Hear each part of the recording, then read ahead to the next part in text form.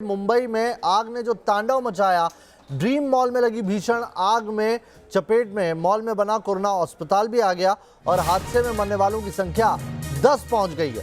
इसमें से 7 की पहचान हो पाई है।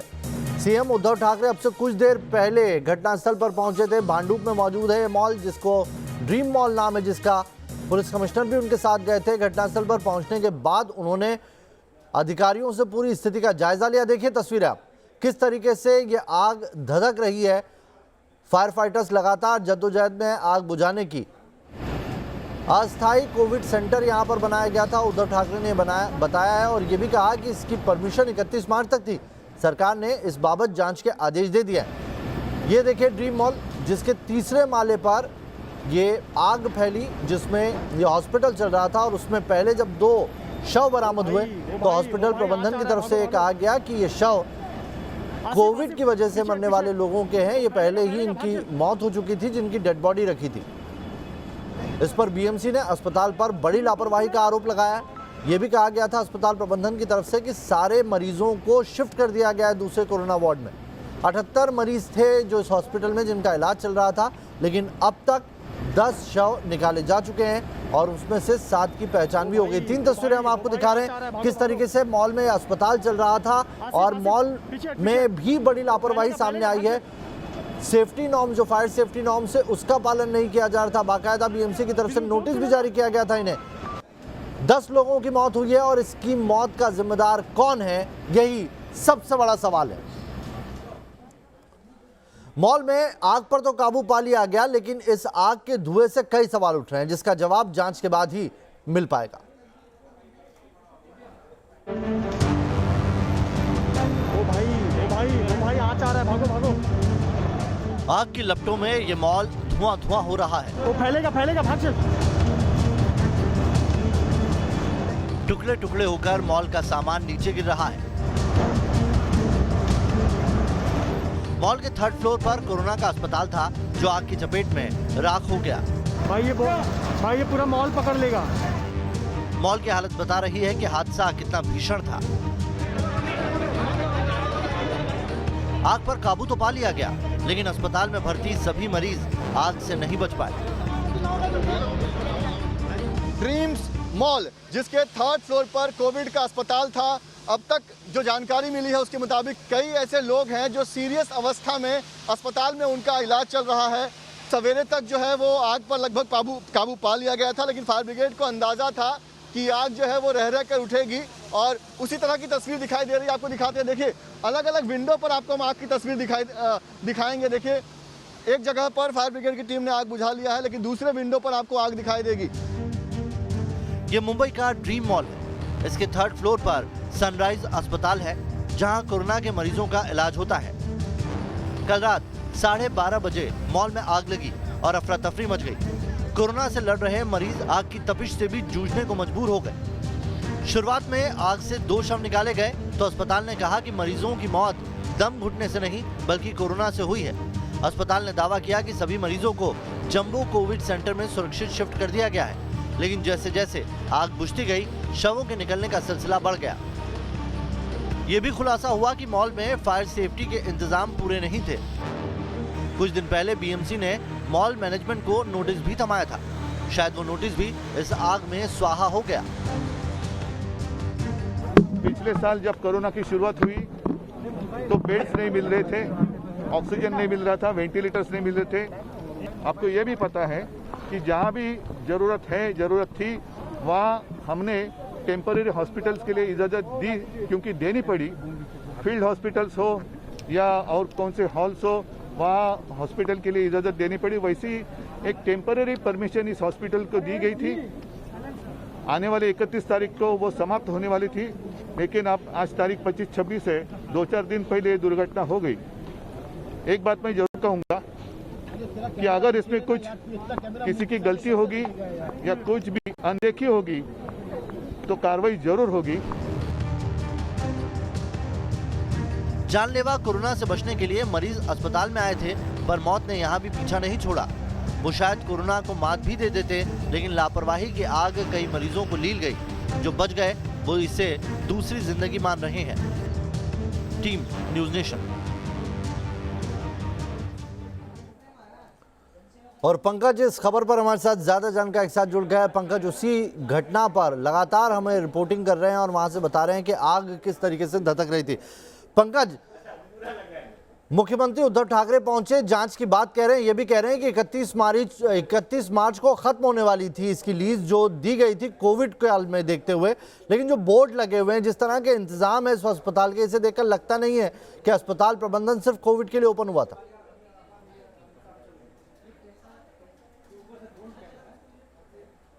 की तरफ से जो बयान आया है वो यही कह रहे हैं कि 1 साल के लिए इस अस्पताल को अनुमति दी गई थी। कोविड काल में इन्होंने बहुत सारे मेकशिफ्ट अस्पताल को अनुमति दी थी ताकि ज़्यादा से ज़्यादा कोविड के मरीजों का इलाज हो सके, और उन्हीं अस्पताल में एक अस्पताल था सनराइज अस्पताल, जिसे इसी ड्रीम मॉल में इसकी इजाज़त दी गई थी। ड्रीम मॉल के 3rd फ्लोर पर सनराइज अस्पताल शुरू था, और बीती रात जैसे यहाँ पर आग लगी तो अभी भी आप तस्वीर देख सकते हैं कितना भयावह ये आग था। और पूरा का पूरा मॉल जो है वो करीब कह सकते हैं 300 मीटर, मतलब आप चलेंगे तो जहाँ तक आपकी नज़र जाएगी उतनी दूरी में ये मॉल जो है वो पसरा हुआ है। और इस मॉल में आग लगी थी, जहाँ तहाँ से आग की लपटें जो है वो अचानक से बाहर निकल रही थी। फायर ब्रिगेड की कम से कम 25 से ज़्यादा गाड़ियाँ यहाँ पर मौजूद है। फायर ब्रिगेड की टीम अभी भी आग बुझाने में लगी हुई है। आपको बता दें कि अंदर जो है फायर ब्रिगेड के कुछ जो कर्मचारी हैं वो अभी एयर ब्रीथिंग के जो इक्विपमेंट्स होते हैं वो लेकर अंदर गए हैं, ताकि जब उन्हें सफोकेशन की शिकायत हो तो उस समय के लिए वो तैयार रहे। तो इस तरह से एक बड़ा ऑपरेशन कह सकते हैं कि फायर ब्रिगेड की टीम यहाँ पर कर रही है। दूसरी तरफ यहाँ पर लगातार राजनीतिक पार्टियों के जो बड़े नेता हैं उनके आने जाने का सिलसिला लगा हुआ है। सामने आपको हम दिखाते हैं, देवेंद्र फडणवीस आए हुए हैं, पूर्व मुख्यमंत्री देवेंद्र फडणवीस यहाँ पर आए हुए हैं। आप देख सकते हैं किस तरह से मीडिया और पुलिस की भीड़ आपको सामने दिखाई देगी।